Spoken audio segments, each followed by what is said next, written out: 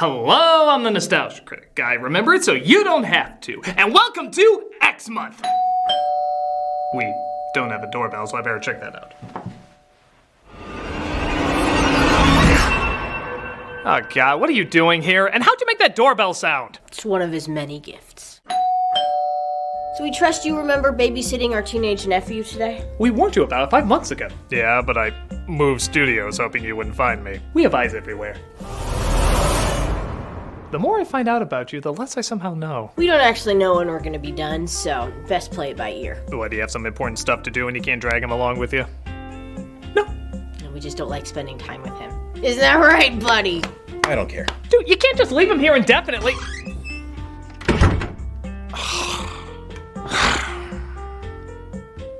So, what do you like? I don't care. Is the following routine just gonna be you answering I don't care to every question? I don't care. Well, if I know modern parenting, just putting a screen in front of you is the best way to raise you. So 2 screens must be better. You just play on your phone while I watch the first X-Men movie. X-Men?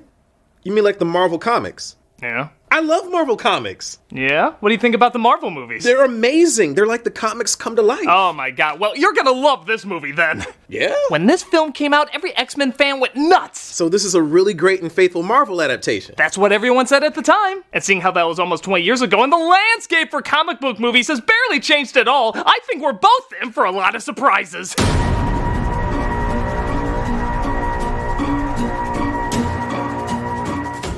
When X-Men came out, there was little faith in it. With the exception of Blade, comic book movies at the time were seen more and more as a big joke. Ever since Batman and Robin left a bad mark in everybody's rubber anuses, comic book flicks were shown very little dignity and even less ticket sales.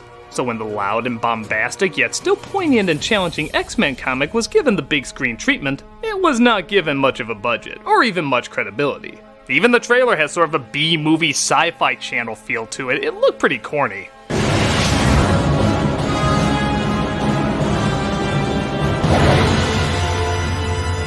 But thankfully, the movie didn't suck, which immediately meant it was amazing! Critics praised how they weren't laughing at a comic book film, which back then was pretty rare. And fans loved seeing a certain amount of dignity, oh hell, any amount of dignity, given to one of the greatest comic book series ever made. But it's not like Doctor Strange where they made the Ancient One into a Celtic woman, or like Iron Man 3 where they made the Mandarin not an alien. It's so annoying when they change stuff like that. Well, again, I haven't watched it in almost 20 years, but seeing how people look back on it so fondly, it has to be a great adaptation. Man, I'm excited. So am I. Let's go back to the year 2000 when people really knew how to do comic book movies. This is X-Men. Ooh, the X shined! That means they're aware of the title. Mutation. The Final Frontier. We open on a brief narration and, wait, early 2000s movie, I'm guessing quick, fast, blurry shit? You know, this really was the cinematic equivalent of the upside-down visor. Every time you see it, you're so glad it's dead. And thus we open this action-packed comic book superhero movie with a concentration camp. Na-na-na-na-na-na-na. Yeah, it looks like they're going all the way with this, keeping the backstory of classic X-Men villain, Magneto, totally in check. With his parents being killed in the Holocaust, discovering his mutant powers of magnetism at a young age, and creating his hatred for humanity during one of the worst times in humanity's history. At a time when the most recent comic book movie was Mystery Men, this was a ballsy start. Wow, that really is faithful. Oh, you bet. Just look at the next scene that takes place in the not-too-distant future, where we're introduced to Rogue, played by Anna Paquin. Only a few hundred miles to Anchorage. Rogue. Uh-huh. That's Rogue. Uh-huh. The 20-something, super strong, confident, one-liner spewing badass that sucks people's energy.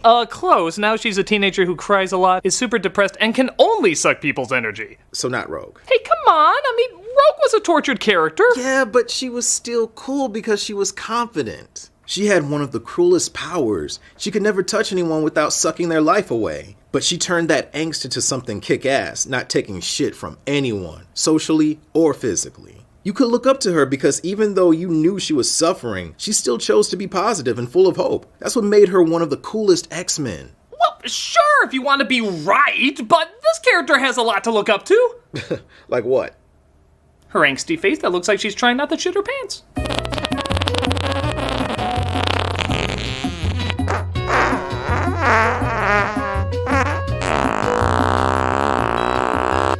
That's something I can be inspired by! See, she's inspiring me already. Okay, in all fairness, Rogue's not a bad character here. She still has depth and has acted very well, it's just not Rogue. As the film continues, though, we get more faithful interpretations like Charles Xavier, played by Patrick Stewart, Jean Grey, played by Famke Janssen, and Senator Kelly, played by George Costanza's boss. Are mutants dangerous? I propose a poem about Susan's death. This senator thinks the evolution of humans, or mutants as they're called, are a growing threat because their heightened powers are becoming more frequent and powerful. A girl in Illinois who can walk through walls. Now, what's to stop her from walking into a bank vault? Okay, can anyone really be taken seriously in front of that Willy Wonka golden ticket mural? She's looking like the Virgin on the top. But Xavier sees Kaiser Sose, Magneto, walking away. He's played by Ian McKellen. What are you doing here? Why do you ask questions to which you already know the answers? And which one of us is talking right now? I confuse us both a lot. You're sneaking around in here, Charles. Whatever are you looking for? Well, if you're looking for mental images in my head, take a gander at this. There's plenty more gay Middle-earth porn where that came from. This baby's loaded with them. I'm goddamn Gandalf! Meanwhile, Rogue's powers drain the life out of her boyfriend. Or he just found out he signed on to 3 Resident Evil movies. And she leaves her home in the south and runs away to northern Alberta? Christ, to hitchhike that far, you need the thumbs of Uma Thurman from Even Cowgirls Get the Blues. I thought you said you were going to take me as far as Laughlin City. This is Laughlin City. What was even her plan? Take the absolute zilch money she had and Jack Dawson the world on a drawing in a dream? If she could fly, that'd make more sense. Yeah, we know what you think. Well, maybe this cage fight bar can further her travels. All my years, I've never seen anything like that. He can sing, he can dance, he can host the Oscars, yet somehow he's still a credible badass. This is for Kate Leopold. This is for Pan. This is for not getting Russell Crowe to drop out of Les Mis. If you're still disappointed they didn't do Rogue right, check out this introduction. Damn.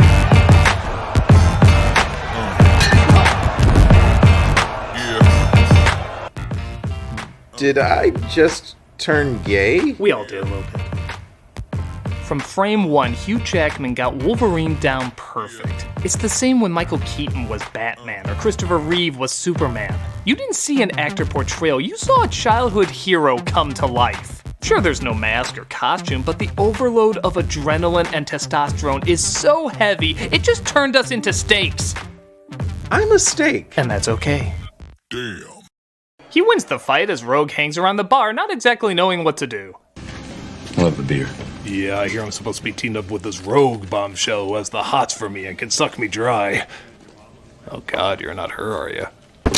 Look out! Logan fights off Steve Wilco, but can't help but sense teen angst in the air. I'm sorry. I needed a ride. Thought you might help me. What the hell are you doing? I mean, you call that a southern accent? It's not nearly as consistent as my Canadian accent, eh? He does decide to give her a bit of a break, though, and the two of them seem to form a bond. She even over time starts to see him as a protective role model. The first boy I ever kissed ended up in a coma. I can still feel him. And it's the same with you. Wait a minute. An insecure teen runaway that looks up to Wolverine? That's Jubilee. No, it's, totally Rogue. It's Jubilee, man. Now that's 2 characters I'm never gonna see done right. No, that they have her in the movies, like, there, and in the 80s somehow. Okay, look, clearly they want to do like what they did in the cartoon, with the young newcomer being introduced to the team, serving as the audience. But it's Wolverine who's focused on when the X-Men are introduced. Well, that's not, but yeah. But at the same time, she has a much more tragic power. She can't touch anything. What a great metaphor for teen angst. So change the power, not the character. They could have replaced her with Jubilee and made her powers blow up everything she touches, so she still couldn't make contact with anybody. In fact, Kitty Pryde has a cameo in this, and she's a teenager that can disappear through walls. Not being seen is a far better metaphor for teen angst. You could have done either of those faithfully and then save Rogue for another movie, where she can be older, badass, and fly. Now, you listen here, young man. I will not have you badmouth what me and my college friends chose to ignore. Whatever. I'm gonna go back to playing Tinder Fortnite. Wait, you're gonna miss one of the greatest rivalries ever! You see, after a tree falls in front of him, he suddenly smells spear gum in the air. Whoa, is that Sabretooth? Damn right, that's Sabretooth! One of the greatest rivalries of all time is Wolverine and Sabretooth. It's been going on for years in the comics, cartoons, games. It's a classic feud. And now we're gonna see it explored here in the movie! Or he runs away like a bitch. Hey, give them time, give them time. They have a lot of other characters to establish. Establish and ruin. I don't like you. Well, after that quote-unquote battle, Wolverine has a much more terrifying nightmare to face. Waking up without his clothes and being back in school, while also being cast in Australia. Good morning, Logan. Bye, Professor. Bye, Kitty. I look forward to you being recasted twice. So Wolverine is introduced to Xavier and the X-Men who saved him. Cyclops, played by James Marsden, and Storm, played by Halle Berry. What is up with that wig? It looks awful. Doesn't look that bad. She looks like Gothica Queen of Dragons. Okay, look here. If you keep laughing like that, you're gonna miss the incredible romance that Rogue has. Oh, wait, she meets Gambit? I'm Bobby. Iceman is her love interest? Well, technically, it's Ice Boy. What the hell? They're one of the coolest couples in comic history. And you totally could have made Gambit a teenager. With how rebellious he is, that would have worked fine. I thought you were an X-Men fan. I am! Then how are you okay with this? Look, you weren't there, man. We grew up with Shaq as Steel. Steel! So Xavier shows Logan that he runs a school for young mutants, and admittedly it is a little weird that Rogue is just immediately tossed in a class. Oh, you're a runaway who just had your life threatened? Get to history class! Don't you even want to call my parents? History class! Welcome to Mutant High. Aw, it's a nice sculpture of dog shit. It looks even more realistic when it starts to melt. But the school is merely our public face. The lower levels, however, are an entirely different matter. I'm still not sure how I got government funding for a military aircraft. Most public schools can't even afford erasers. You know, I think it's the chair. I play the pity card pretty high. Meanwhile, it looks like Senator Kelly is off to greet more fans, but his helicopter is hijacked by Magneto's goons. A mutant named Toe, played by Ray Park, and a shapeshifter named Mystique, played by Rebecca Romaine. I assume she's not Rogue's mother. Why do you ask questions you already know the answer to? Pilot! My greatest fantasy has terrifyingly come true! They take him to Magneto's hideout at the former location of Fire Festival, where Magneto has plans for him. Are you a God-fearing man, Senator? That's such a strange phrase. I'm a Gods and Monsters fan myself. In one of the film's more brilliant additions, Magneto makes a machine that's sort of a gay convergence reversal where a person is transformed into a mutant. What do you intend to do to me? Let's just say God works too slowly. I'm going to pray your humanity away. The only downside? Christ, that is such a boring looking effect. If I was to tell you a giant beam encases you and transforms you into something else, you'd be excited to see that. This just looks like Gozer's fishing net. It's actually making me miss sky portals. Sky portals! Meanwhile, Wolverine and Jean get to know each other better. Where's your room? With Scott down the hall. Was that your gift, putting up with that guy? I mean, he hasn't had a line yet, but the comic says we hate each other. I can move things with my mind. Really? What kinds of things? I also do amazing things with my thighs. But Logan dares her to read his mind. So read my mind. I'd rather not. She refuses, and then immediately does it. What, did he mentally convince her and we couldn't hear it? Read my mind. I'd rather not. Please, please, please, please, please, please. What do you see? Scott. Look, I thought of him naked once. Oh. You gonna tell me to stay away from me, girl? Well, if I had to do that, she wouldn't be my girl. So I guess there is a little development of Cyclops and Wolverine's feud, but it once again kind of comes out of nowhere and isn't focused on much to feel genuine. In the cartoon, their personalities are so well defined, one always following the rules, the other breaking them. But here, we know so little of what Cyclops is like. We just know he wears Tom Cruise shades, so I guess that instantly makes us hate him. You know, it's weird that the best rivalry in this superhero movie is between the two old guys who rarely see each other. In the middle of the night, Wolverine has a flashback about where he came from. Rogue tries to wake him, but he's not a morning person. Somebody help! She absorbs his healing power, resulting in her body getting better, and I guess the holes in her PJs too. She alright? She'll be alright. Yeah, you're under arrest for stabbing a student. Oh, wait, I forgot. We're on Hogwarts rules. Anything flies in this damn school. Meanwhile, with Kelly's new mutant abilities, he photoshops himself free and swims to shore. And I gotta say, with all the cool powers you could have given him, British sunbathing is not one of the more impressive ones. Even Stan Lee here is like, boy, when I envisioned X-Men as a movie, this is not the imagery that came to mind. Meanwhile, Mystique disguises herself as Bobby to tell Rogue to take her Fiona Apple wardrobe out of here. Where is she? Who? Rogue. She's gone. She's gone I almost said it. Xavier uses a device called Cerebro to psychically locate her. Oh, I do hope this means more palettes of gray. It's not like the X-Men ever had much color in it. He locates her, and Wolverine decides to steal Cyclops' bike to find her.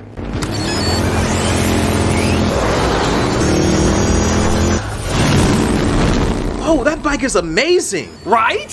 How many action scenes is it in? Well... That's what I thought. Hey, this is exciting! X-Bike! Hey, kid. Get to history class. What do you say? Give these geeks one more shot. Wolverine convinces Little Green Riding Hood to come home while Cyclops and Storm search for her in the train station. Come along now. I told you. We don't talk to people with Viewmaster eyes. But things heat up when Magneto and Sabretooth attack. Alright, so we're gonna finally see Wolverine and Sabretooth go at it. Sabretooth is going after Storm, and Magneto is going after Wolverine? It should be the other way around! Magneto and Storm should be tossing things at each other, and Wolverine and Sabretooth should be clawing each other's faces off. We're halfway through, and the greatest rivalry ever hasn't even been built up at all. Him and Mystique barely even talk. I can see why they're called mutants, because half of them are friggin' mute! You damn kids! With your Marvel movies refusing to fix what's not broken! In my day, Spawn took orders from a Muppet aardvark, and we liked it! Well, no, we hated it, but we liked hating it! Tell yourself whatever you want to, man. I'm going to watch the Avengers Endgame trailer again. You know Mistress Death isn't in there. Phony movie! Phony movie!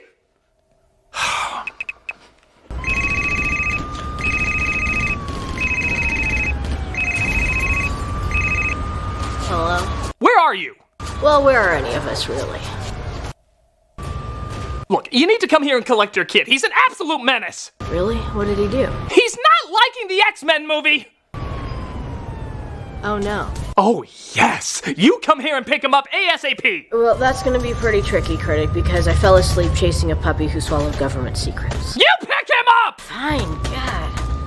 Just be there at 5 and I'll come get him. But the movie will be over by then. There's more important things than movies, Critic, like finding a cure for an STD that you yourself created. Fine, just be here at 5. Good. Oh, by the way, do you know of anyone who can cure an STD that you eat? Come, darling, there's so many more prostitutes to bring back to life!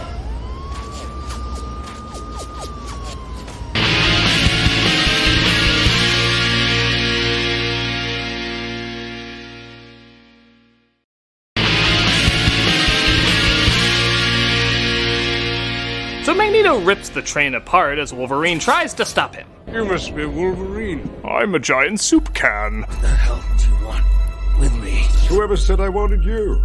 You're not my type. I prefer redheads. Blue redheads. It looks like he's after Rogue instead of Wolverine, and he knocks her out cold. Young people.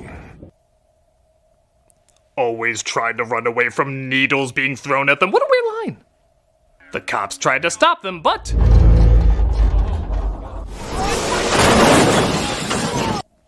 That's just awesome. He points their own guns at them, but Xavier controls the minds of Sabretooth and Toad to stop him. What do you want her for? Can't you read my mind? You forgot my shielded magic helmet. You'll have to kill me, Charles. I don't think I can stop them all. Hey, I have a better idea. Why don't you use Sabretooth, who you're controlling at the moment, to take off his helmet so you can read/control his mind? But the friggin' professor can't figure that one out as he just lets Magneto go. I thought you lived at a school.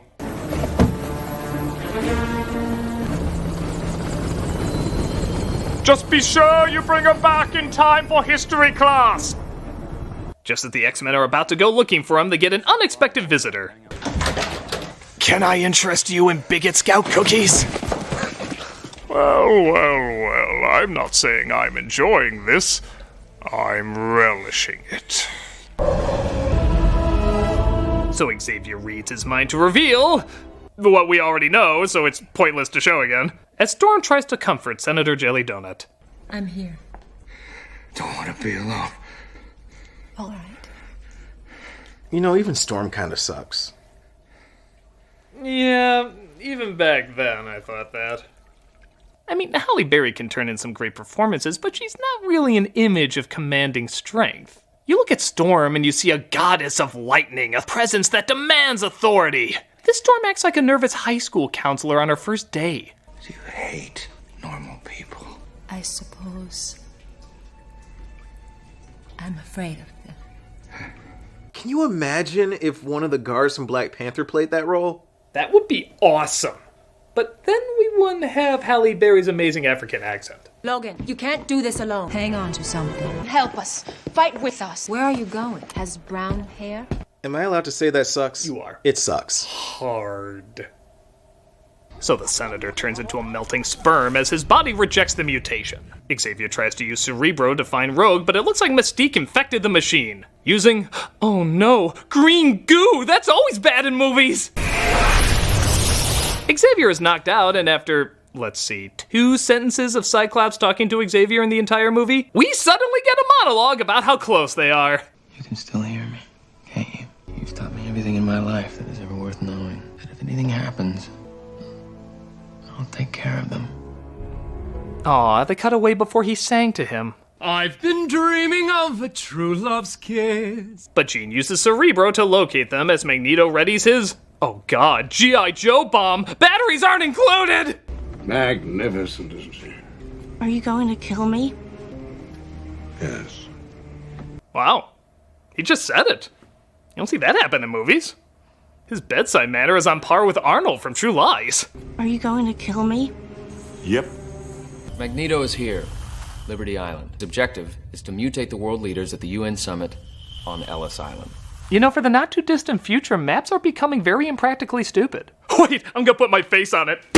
You see the funny face it made? You see? Maps. What about Harbor Patrol? Radar. If they have anything that can pick up our jet, they deserve to catch us. Or you could let them know there's a mutant terrorist at the Statue of Liberty. Yeah, why are they doing this alone? I mean, I know there's prejudice, but if you just say a mutant is about to wipe out the world's leaders, I think some military would get there pretty quick. Maybe then you can fight him with a ton of backup and not leave an entire school unmanaged without an adult. Oh, it's okay. Every kid's just a nuclear time bomb, not always aware how not to explode. You actually go outside in these things? What would you prefer? Yellow spandex? Next you'll be telling me in another Marvel film a raccoon will be firing a machine gun. Yellow spandex. Gotta love the sick architect who designed this. The giant jet comes out of the friggin' basketball court. They don't give a shit about the children's safety. Imagine some kids just want to play midnight basketball. Oh, I'm gonna whoop your ass good, Billy! No, you're the one that's going down, Billy. Hey, you're finding more things wrong with the movie, huh? Maybe when I see what kids grow up with comic book movies today and how much more faithful they are, I feel a little jealous about what we got. I mean, yellow spandex. No, that wouldn't work in this more realistic world you created. But then neither do all these plot holes that were originally designed for a bombastic comic universe instead of a down-to-earth one. Yellow spandex would work in Watchmen, in Avengers, and eventually even in later X-Men movies. I'm realizing more and more what they chose to take out and leave in doesn't always match the style and tone they created for this universe. Well, I'm sure that's what they could do at the time. But why didn't they just go all out? Why didn't they make a comic book movie? We all know we're gonna see a comic book movie, so why didn't they make a comic book movie? We knew what we were in for. It looks like some good action's coming up. Who cares? No, look, let's see. So Magneto gets ready to transfer his power to Rogue so she can use the device to transform everybody into a mutant, draining all the life out of her. Once I give my power to the girl, I'll be temporarily weakened. Aren't all men. That's why we leave immediately afterwards. The Blackbird lands, I guess not so elegantly. Sorry? You call that a landing? Call that a punchline? Thankfully, Mystique went to mime school as she stands ridiculously still as they walk past her, and then she takes on Logan's form to attack.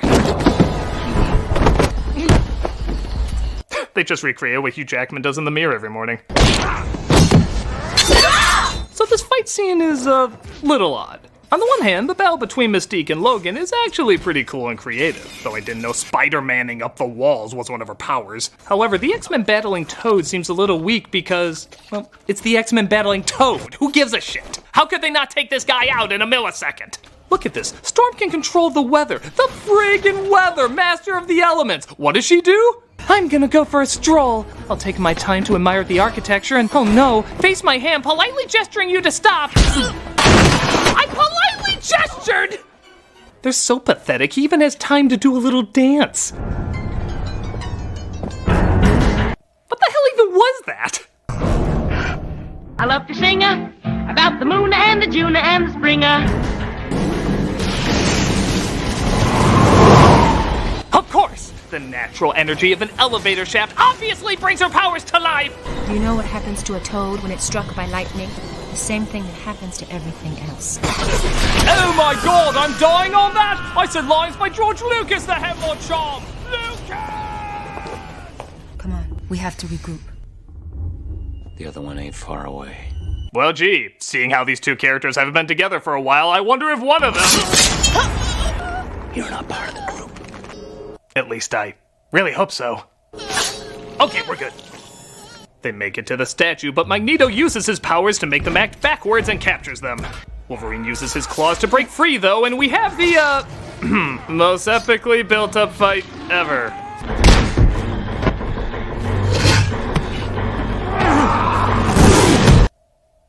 You know, it's not even like you even needed that much between them. Just an occasional line here or there, an angry glare. You know, like in Waterworld, or Die Hard, or Total Recall. Just a little interaction to build up the hatred between them, and we get none of that. One of the coolest comic book rivalries ever, reduced down to just two guys hitting each other. Big friggin' whoop. Oh, come on, the fight's not that bad. Even that's kinda lame. It's a battle on top of the Statue of friggin' Liberty, yet it looks like a stage set from the movie Chicago. I mean, look at this dated ass effect.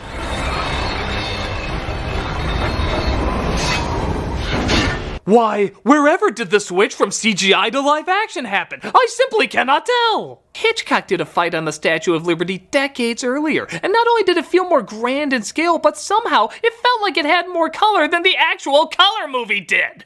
But look, he says bub, just like in the comics. Hey, bub, I'm not finished with you yet. Yeah, I guess that's cool. Though why does it look like the Statue of Liberty has a Wolverine earring? And look, after Storm warp whistles him to the top, we still have to see that radioactive egg drop soup effect almost consume the city. But it ends on a nice note. Look! A figurative and literal touching scene where Logan gives his power to save Rogue. Come on, kid. You don't want to miss history class. But look, it's nice. It almost kills him, so he was willing to sacrifice himself for her. I guess. Actually, Jesus, this poor guy spends half the movie friggin' passed out. Narcoleptics have their eyes open more than him. So Magneto is arrested, and Mystique somehow survives 3 knives to the chest. Yeah, nobody dies in these movies, and somehow everybody dies in these movies. And she takes over the identity of Senator Kelly. Mystique. Son of a bitch. Okay, if that eye thing was on screen for a frame and they paused it at just the right moment, I could see maybe people not catching on to it. But look how long it goes after.